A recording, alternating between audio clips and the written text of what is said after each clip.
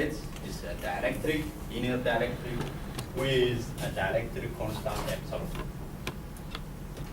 Now, if I put a potential difference between these two plates of, let's say, delta V.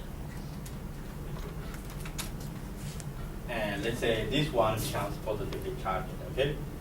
So this one is positively charged, this plate.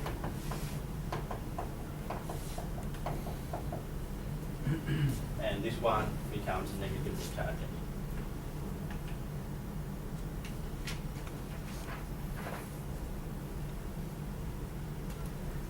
So what's going to happen for the dielectric slab? So this side becomes, the bottom side of the dielectric becomes positive. It would develop a positive bound surface charge, right? And the top one develop a negative. So now, if I try to pull this out, what would you experience? Here you have a negative charge, here you have a positive charge, right? So negative here and positive here. It's not the same amount, but you would have a positive charge here and a negative charge here. So when you try, if you apply a force, F applied, and try to pull it, you know, because of the attractive force between the negative and positive charge here, negative and positive charge here, you would experience an opposing force, right? A net force. So we want to know that force. So in order to find that force, we need to know the energy of this configuration. If you know the energy of this configuration as a function of the displacement of this slab along that direction. If you displace it by x, then the energy would change.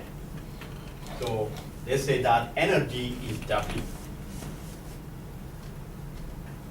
The energy of the configuration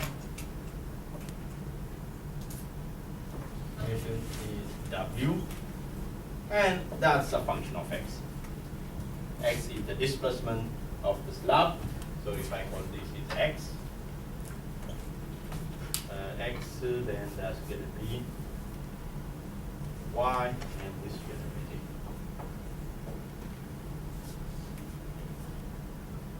So the amount of electrical force that's trying to pull you back is, if you displace this with a constant velocity, let's assume that you are moving this with a constant velocity. So the force that you need to move this at a constant velocity must be equal to the force opposing the applied force, because the net force has to be zero if it's moving with a constant velocity. So the applied force that you need to move this is going to be the same as the electrical force. And that electrical force, F electrical, is a function of the energy. And if you know the energy, how do you find the force? By taking the negative of the gradient, right? So that's going to be negative dW by dx is going to be the electrical force. So all we have to do then to find the electrical force on a dielectric material is to find the energy. So I'm going to show you that with the next couple of examples. Since I may not have a time to do both, I will do this. The last example is my favorite example. So it says there are two long coaxial cylindrical metal tubes, inner radius A, outer radius B, stand vertically in a tank of dielectric oil. Okay?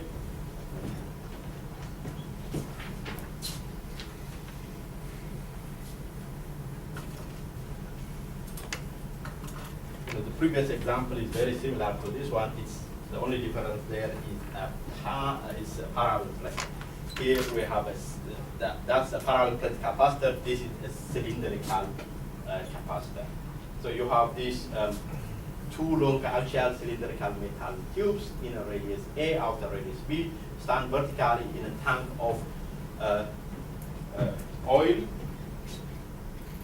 So like that. So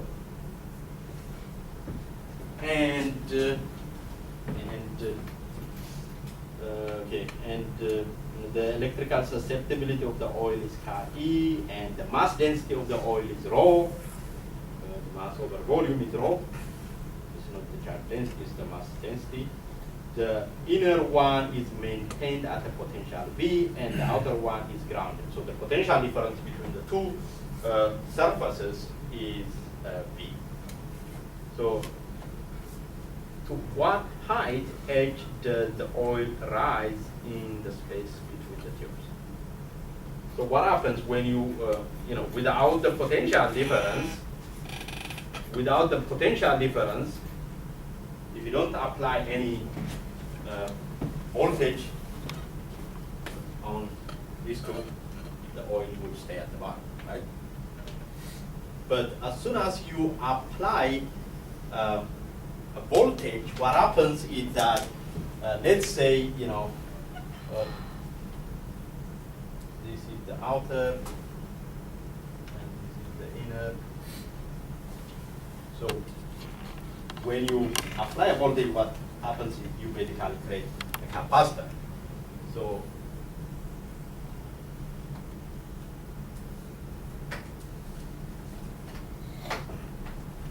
let's say the inner is positively charged, so you have a positive charge here, and a negative charge here, a negative charge on the outer, so this is plus, plus, plus, and this one is minus. So if there is a dielectric in here, depending on the strength of this positive charge, or depending on the strength of the voltage applied, the dielectric, because of the polarization, they would be attracted to this charge. So they would be lifted up to a certain height. So that's going to be determined by what? So the oil would be lifted up until the electrical force created by the free charges on the cylinder is balanced by what? Gravitational force. So the question here is to find what height h does the oil rise in the space between the tubes. Okay, so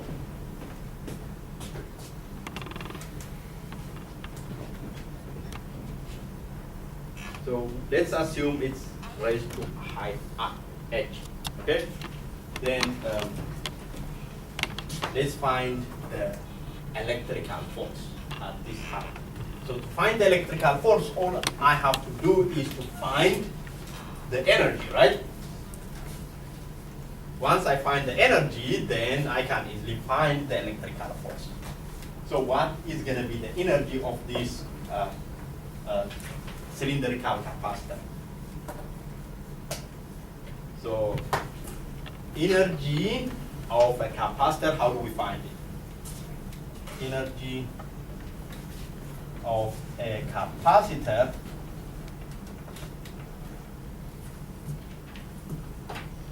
W is going to be half times CB squared.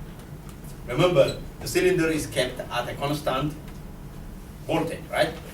So whatever changes occur here due to the flow of oil into the cylinder, that change must be due to the change in the capacitor. So therefore, F electrical should be dW. The electrical force is the function of the height of the dielectric material, right? Which is h. So dW by negative of dW by dH. So W is given by that, so F electrical then becomes negative D by dH of half CV squared. V, the constant, was changing is C, so F electrical becomes minus 1 over 2 V squared dC by dH. Okay, so all I have to do then is to find the capacitance.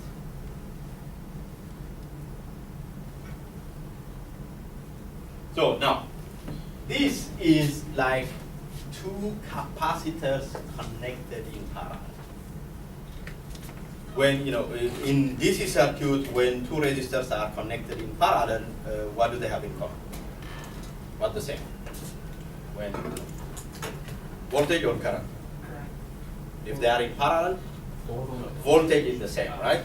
So here, the voltage across the capacitors, the voltage above this height and the voltage below this height on the surface is going to be the same because these are made of metal. So the voltage is the same. So if I split this one into two, one is a part without the dielectric, the upper one, and the other one is with the dielectric. Okay, so this is the inner.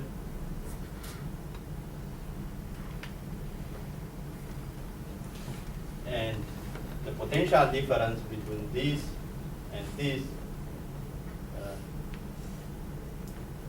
is V, which is the same as this one. So the potential difference between the inner and outer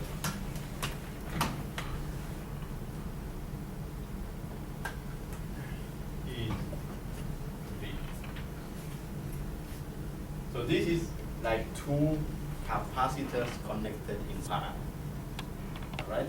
So if you recall from, I think you must also learn in Cal-based physics, also this one, if two capacitors are connected in series, how do you find the equivalent capacitance? Huh?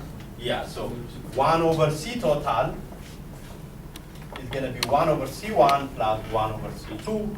So if I call the capacitance of this is C1 and this is C2, all I have to do is to find this. And we know, we have done for a free space how to find the capacitor in the previous chapter for a cylindrical capacitor, right? So I'm going to just use the rhythms. You can easily find that or refer to the examples that we did in class. So for the part that is not filled, remember this one is what? H, right? Small h, and the length of the cylinder is L. So the part that's not filled with a dielectric, this height is L minus H, and this height is H. So for this, without any dielectric, we know how to find the capacitance, which is C1 is just given by that. Do you remember this relation?